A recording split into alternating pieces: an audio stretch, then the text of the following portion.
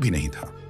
क्या मेल्कीसेदेक वास्तव में यीशु मसीह थे, जो पृथ्वी पर एक विशेष रूप में प्रकट हुए थे, या फिर यह कोई और अलौकिक हस्ती थी जिसका अस्तित्व अभी भी बना हुआ है?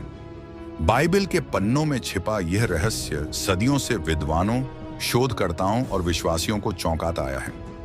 क्या इस अनोखे व्यक्ति का अस्तित्व आज भी कहीं है? क्या वह किसी अंतिम योजना का हिस्सा है? अगर यह एक सामान्य इंसान होता तो उसकी वंशावली क्यों नहीं बताई गई? अगर उसका कोई अंत था तो बाइबल में उसकी मृत्यु का कोई उल्लेख क्यों नहीं?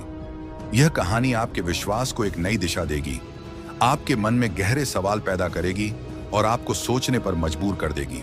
लेकिन वीडियो में आगे बढ़ने से पहले अगर आपने हमारे चैनल को सब्सक्राइब नहीं किया है तो सब्सक्राइब करें, लाइक करें और वीडियो को ज्यादा से ज्यादा शेयर करें। तो चलिए वीडियो को शुरू करते हैं। बाइबल में मेल्कीसेदेक का पहला उल्लेख उत्पत्ति 14 का 18 से 20 में मिलता है। यह वह समय था जब अब्राहम, जो उस समय अब्राम कहलाते थे, उन्होंने एक भयंकर युद्ध में विजय प्राप्त की थी। उनके शत्रु पराजित हो चुके थे और वे युद्ध की लूट लेकर वापस लौट रहे थे। लेकिन तभी एक अनजान और रहस्यमय व्यक्ति उनके सामने प्रकट होता है। यह कोई साधारण व्यक्ति नहीं था। न तो वह इस युद्ध का हिस्सा था, न ही किसी इजरायली गोत्र से था। फिर भी वह परम प्रधान परमेश्वर का महायाजक कहलाया।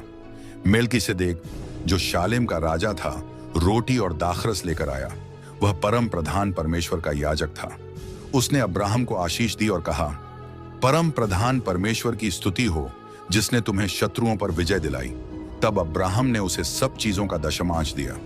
मेल्कीसेदेक शालेम का राजा भी था और महायाजक भी। बाइबल के अनुसार इजराइल में राजा और याजक की भूमिकाएं अलग अलग थीं, लेकिन मेल्कीसेदेक दोनों भूमिकाओं को एक साथ निभा रहा था। बाइबल के हर महायाजक और राजा की वंशावली दी गई है, लेकिन मेल्कीसेदेक का कहीं कोई उल्लेख नहीं। न तो उसका कोई पिता बताया गया, न माता, न कोई संतति। अब्राहम को परमेश्वर ने खुद बुलाया था और वह कई जातियों का पिता बनने वाला था। फिर भी अब्राहम मेल्कीसेदेक के आगे झुकता है और उसे अपनी संपत्ति का दशमांश देता है। बाइबल के अनुसार दशमांश सिर्फ परमेश्वर के याजक को दिया जाता था। लेकिन सवाल उठता है, यह व्यक्ति कौन था जिसकी न कोई शुरुआत थी न कोई अंत? अगर वह वास्तव में परमेश्वर का याजक था तो उसका कोई गोत्र क्यों नहीं था?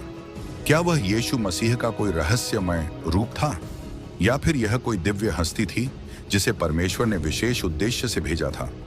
इस घटना का रहस्य यहीं खत्म नहीं होता, बल्कि यहीं से असली रहस्य शुरू होता है।